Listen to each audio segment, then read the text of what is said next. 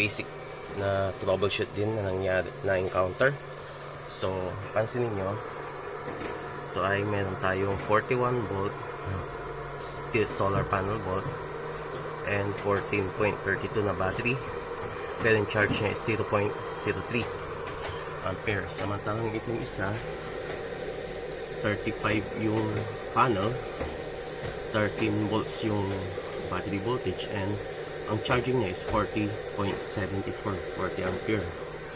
Ito rin naman is 13 ampere. Okay, ito yung maliliit lang. Bakit zero to? So tingnan natin sa breaker. Okay. Okay. Pasensya na kung magulo pa ang wire na hindi natin maharap.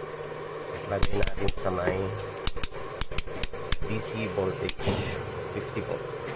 Okay, so ito yung out nya.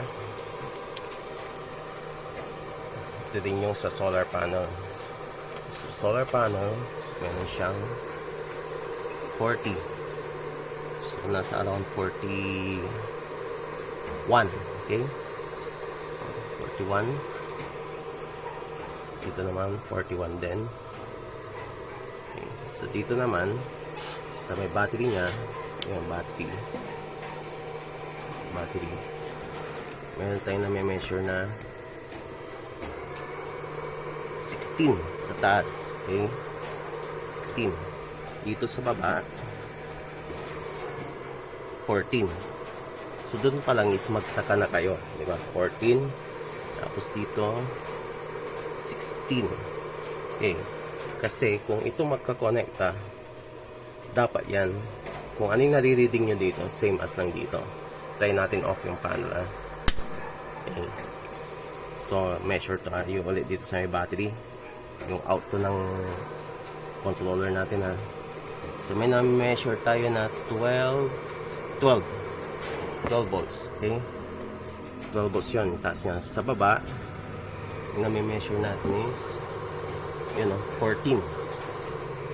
So ibig sabihin sira to. Okay, sa pang trick,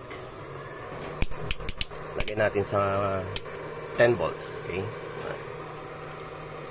di naka-on to,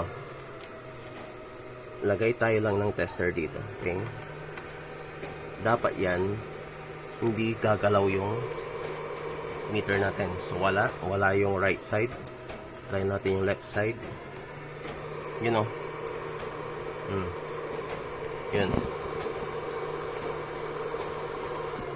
Yun, meron. Nagpapalo siya ng around 8.8.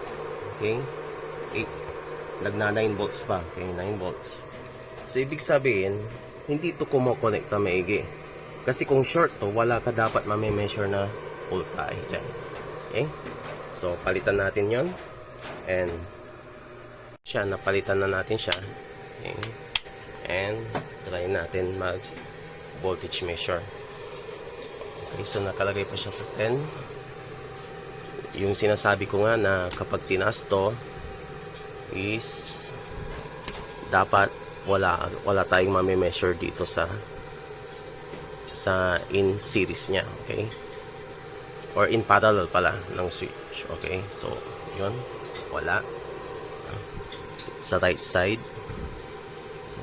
yun, wala rin.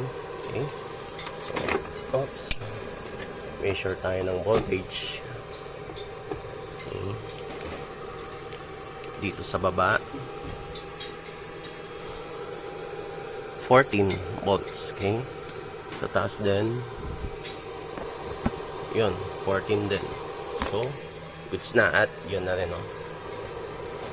charging niya siya, hindi na siya zero. Okay, same as na sila dito, 14. Yan. So ayos na guys. So kung mahina magkarga yung solar ninyo DIY, possible may mga problema din sa mga breakers. Akala natin good, yung pala may resistance na siya sa loob. So sana makatulong. Bye.